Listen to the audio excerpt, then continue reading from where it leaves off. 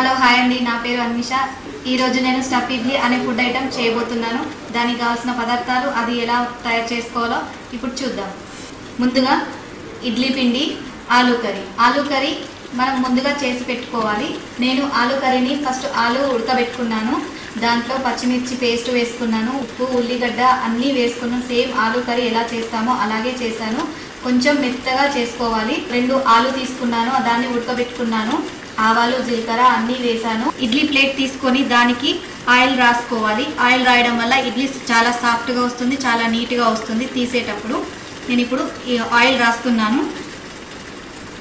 దీంట్లో కొంచెం ఇడ్లీ పిండి వేసుకోవాలి. ఫస్ట్ ½ టీ స్పూన్ ఇడ్లీ పిండి వేసుకోవాలి.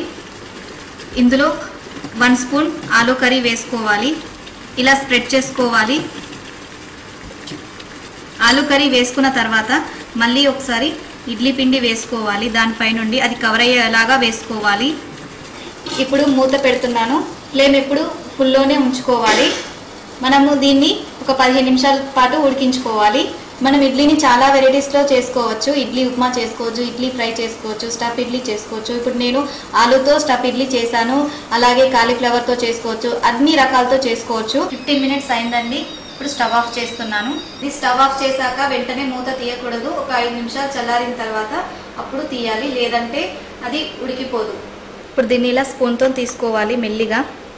మనం దీనికి ఆయిల్ రాసాం కాబట్టి చాలా నీట్గా వస్తుంది. చూడండి, మీరు కూడా ఇంట్లో స్టఫ్ ఇడ్లీని ఇలా ట్రై చేయండి.